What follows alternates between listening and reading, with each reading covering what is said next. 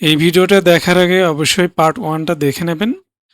না হলে আপনি যদি জাম্প করে এই ভিডিওতে আসেন তাহলে হয়তো অনেক কিছুই বুঝতে পারবেন না।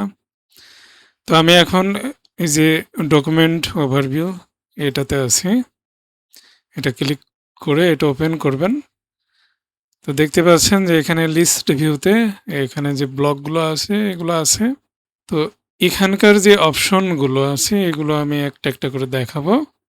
তো মাউস নিয়ে আসবেন। মাউসের কার্সারটা যখন এরকম হয়ে যাবে চেঞ্জ হয়ে তখন আপনি ক্লিক করবেন। এখানে আসলে মাউসের কার্সার এরকম হবে। 3 ডটের উপরে মাউসটা রাখলে অনেক সময় একটু 19-20 থাকলে নাও হইতে পারে। তো যখন এরকম হবে তখন আপনি এই 3 ডটের উপরে ক্লিক করবেন। তাহলে অপশনগুলো ওপেন হবে। এই যে কপি, এখানে শর্টকাটগুলো লেখা আছে। শর্টকাট ইউজ করতে পারেন। তবে সিলেক্ট থাকতে হবে যে ব্লকগুলো এইভাবে সিলেক্ট থাকতে হবে। এই যে সিলেক্ট থাকা অবস্থায় এই যে টুলবারটা দেখছেন এখানকার যে অপশন আর এখানকার সেই অপশন কিন্তু সেম। তার মানে এখানেও দেখতে পারেন, এখানেও দেখতে পারেন। তো আমি এখান থেকে দেখাচ্ছি আগে। কপি, এই ব্লকটা কপি হবে। কপি করলাম। কপি করার পরে এখন যদি ধরেন আমি এখানে কার্সরটা নিয়ে আমি এন্টার প্রেস করলাম, একটু ফাঁকা হইলো। কন্ট্রোল ভি প্রেস করলেই এই যে পেস্ট হয়ে গেল। কোনটা পেস্ট হইলে যেটাকে কপি করছিলাম। আচ্ছা, তো এটা এখন সিলেক্ট আছে। এখন কাট করব, মনে করেন যে কাট করলাম। কপি করা মানে এটা এখানে থাকবে, এটার কপি হচ্ছে, বাট কাট করা মানে এখান থেকে চলে গেল কিন্তু ওটা কপি হয়ে আছে।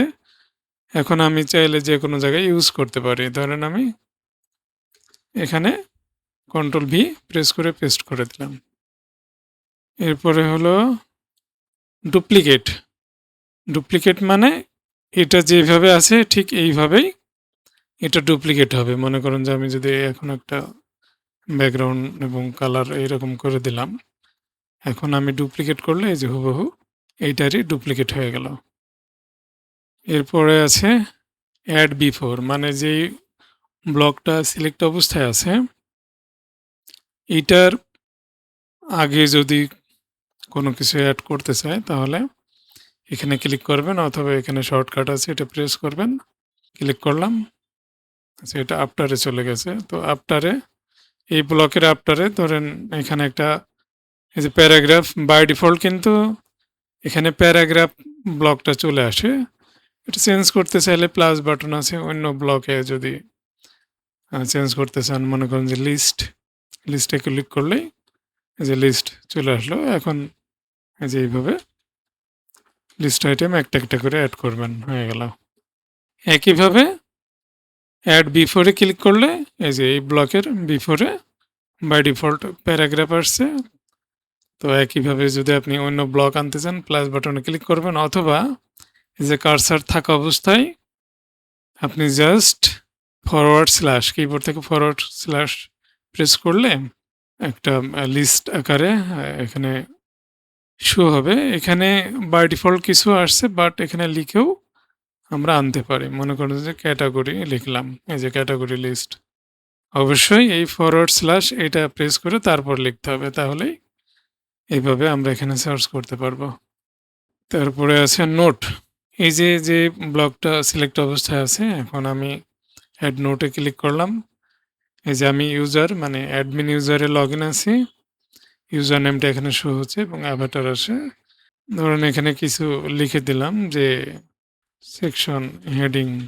তো আপনি আপনার কিছু হয়তো দরকার আছে যে এই সেকশনের কোনো একটা বিষয় জানার দরকার, বিষয় পয়েন্ট আউট করে রেখে দিতে পারেন। অ্যাড নোট ক্লিক করলে সেটা নোট হয়ে থাকবে। তো এরকম নোট যখন করবেন তো এই আইকনটা কিন্তু এখানে চলে আসবে। এই পোস্টে যদি কোনো নোট থাকে এই যে এই আইকনে গেলে সব নোটগুলো এখানে পাওয়া যাবে। কে নোট করেছে, কখন নোট করেছে এবং কি নোট করেছে, এবং এই নোটটা চাইলে এই যে এটাতে ক্লিক করলে এটি রিজলভ হয়ে যাবে। তো বুঝতেই পারছেন রিজলভ মানে কোনো একটা হয়তো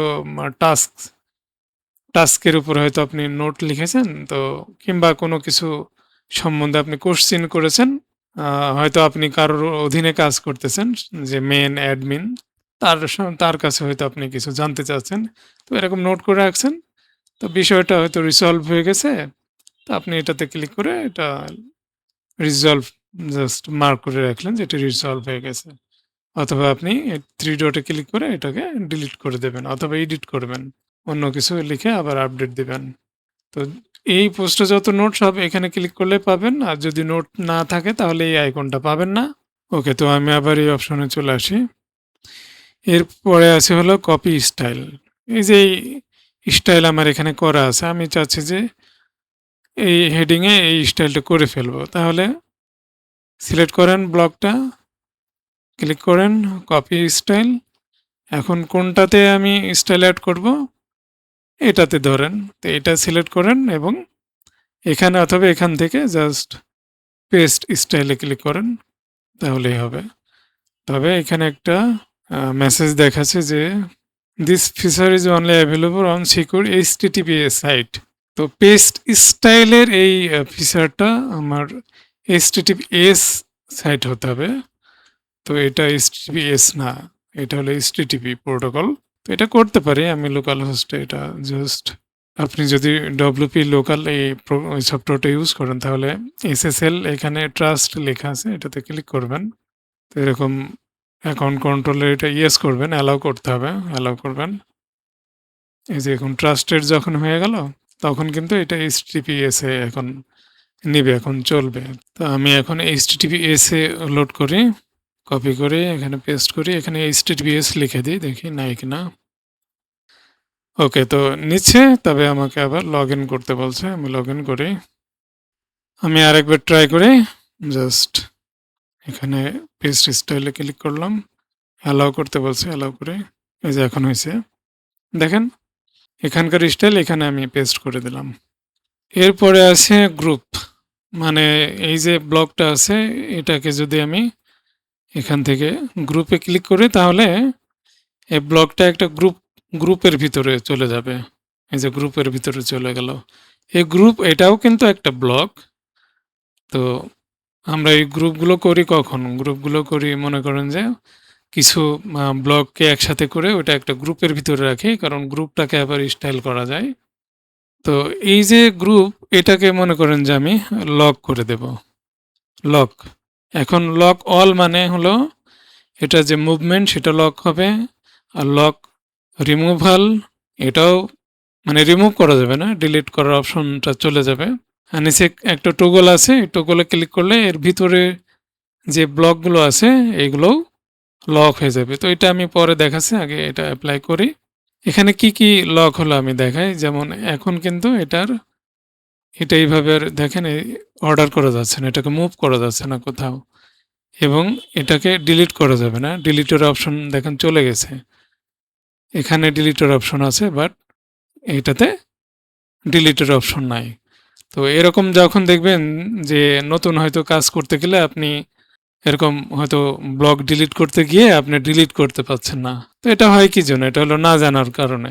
তো আপনি যদি জানেন যে এরকম লক করা থাকলে ডিলিট করা যায় না, তাহলে এরকম এই যে আইকন দেখবেন যে লক করা আছে এর জন্য ডিলিট হয় না। লকটা জাস্ট উঠাই দেবেন, তারপরে ডিলিট করে দেবেন। এরপরে আরও অপশন আছে, যেমন ভিতরে যে ব্লকগুলো আছে মানে ইনসাইডে যে ব্লকগুলো আছে ওইগুলোকেও যদি লক করতে চাই তাহলে প্রথম শর্ত হলো অবশ্যই লক অল করতে হবে, দুইটাকে লক করতে হবে, না হলে অপশনটা এনেবল হবে না। শুধুমাত্র একটা অপশন এনেবল থাকলে এটা কাজ করবে না, দুইটা এনেবল করতে হবে। দেন এবার আপনি এটাকে এনেবল করে অ্যাপ্লাই করেন।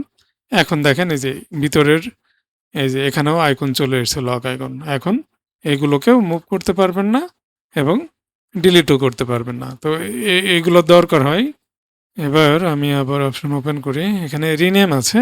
যেমন এই যে গ্রুপের যদি আমি রিনেম করতে চাই, মনে করুন যে এটা একটা সেকশন, লিখলাম যে হিরো সেকশন, এরকম লিখে দিতে পারে।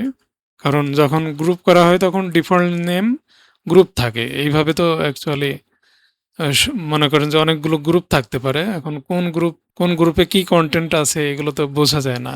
তো সব থেকে প্রফেশনাল ওয়ে হলো আপনি একটা পেজ ডিজাইন করবেন এখান থেকে, এই ব্লক এডিটর থেকে অনেকগুলো পার্ট যদি থাকে, সেকশন থাকে, সেগুলোকে এরকম নাম দিবেন। কোনটা কোন সেকশন এভাবে নাম দিয়ে রাখবেন। তাহলে ম্যানেজ করা খুব ইজি হবে এবং খুঁজে পাওয়াটাও খুবই ইজি হবে। এরপরে হাইড।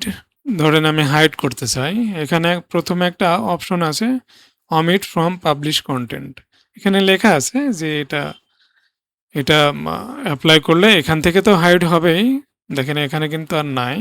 এই যে শুধুমাত্র একটা টুল ওপেন হইছে। তো এই যে চোখ এইভাবে ক্রস দেয়া আছে। এর মানে হলো এটা হিডেন। তো আমি যদি এখানে ক্লিক করি দেখেন আবার শো হবে। এই যে শো হলো। আমি আবার এখানে ক্লিক করছি।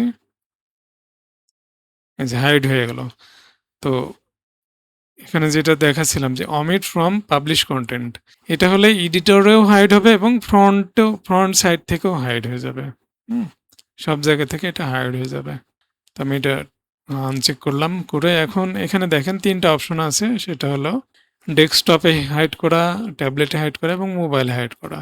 তো এরকম হয়তো সেকশন করা লাগে যে একটা সেকশন আমরা কোনো একটা কনটেন্ট বা কোনো একটা ইমেজ হয়তো আমরা মোবাইলে দেখাতে চাচ্ছি। ওই একই ইমেজের হয়তো একটা ভার্সন আমি ডেস্কটপে দেখাতে চাচ্ছি কিন্তু সেটা মোবাইলে দেখাতে চাচ্ছি না, এরকম থাকে। যে একটা রেক্টেঙ্গুলার ভার্সন সেটা ডেস্কটপে দেখাবে, ওইটারই একটা পোর্ট্রেট ভার্সন সেটা মোবাইলে দেখাবে। তো এরকম করবেন যে যেটা পোর্ট্রেট ভার্সন এটাকে আপনি ডেস্কটপ ট্যাবলেটে হাইড করে রাখবেন। আর যেটা ডেস্কটপের ভার্সন সেটা আপনি মোবাইলে হাইড করে রাখবেন। এরপরে আছে ক্রিয়েট প্যাটার্ন। এরকম প্যাটার্ন কখন তৈরি করতে হয় সেটা আগে বুঝে নেন। প্যাটার্ন তৈরি করতে হয় মনে করেন যে কল টু অ্যাকশনের একটা ডিজাইন করে রাখছেন। সেটা হয়তো আপনি বিভিন্ন জায়গায় ইউজ করবেন ৮-১০ জায়গায়। তো সেক্ষেত্রে আপনি কি করবেন? আপনি ডিজাইনটাকে কমপ্লিট করবেন সুন্দর করে সবকিছু একেবারে রেসপন্সিভ সব কমপ্লিট কইরা আপনি ওইটার প্যাটার্ন তৈরি করে ফেলেন। জাস্ট এখানে ক্রিয়েট প্যাটার্ন এ ক্লিক করবেন, করে একটা নাম দিবেন। যে নাম দিলে আপনি মানে এটা খুঁজে পাবেন, ওকে বুঝতে পারবেন, সেই নাম দিবেন। দিয়ে ক্যাটেগরি দিতে পারেন যে এটা কোন ক্যাটেগরির আন্ডারে যাবে। হইতে পারে এটা হলো আপনার অ্যাবাউট এর আন্ডারে যাইতে পারে। হইতে পারে এটা ব্যানারের আন্ডারে যেতে পারে। এখানে কিছু আছে এগুলো বাই ডিফল্ট। ধরেন আমি ব্যানার্স এই আন্ডারে নিলাম, নিয়ে এখন এড করলাম। দেখেন এই যে এইটা প্যাটার্ন ক্রিয়েট করা হয়েছে। তো এখানে দেখেন এখানে আইকনটা চেঞ্জ হয়ে গেছে, কালার চেঞ্জ হয়ে গেছে। দেখতে পাচ্ছেন? আমি অন্য কিছু সিলেক্ট করলেও কিন্তু এটার টেক্সটের কালার কিন্তু ভিন্ন। মানে এই আইকনের কালার কিন্তু ভিন্ন এবং মাউস নিয়ে গেলেও এর কালার ভিন্ন হচ্ছে। আর যখন সিলেক্ট করব তখন এর কালার তো একেবারে আলাদা। তো এই কালার দেখে বুঝতে পারবেন যে এটা হলো প্যাটার্ন। আর প্যাটার্ন তো তৈরি করলাম। এটা আছে কোথায়? এটা পাবেন হলো আপনি এইখানে প্লাস বাটনে ক্লিক করবেন, এই প্যাটার্নে ক্লিক করবেন। যেহেতু আমি কাস্টম প্যাটার্ন তৈরি করেছি আপনি মাই প্যাটার্নসে যাবেন। এই যে আমার প্যাটার্ন।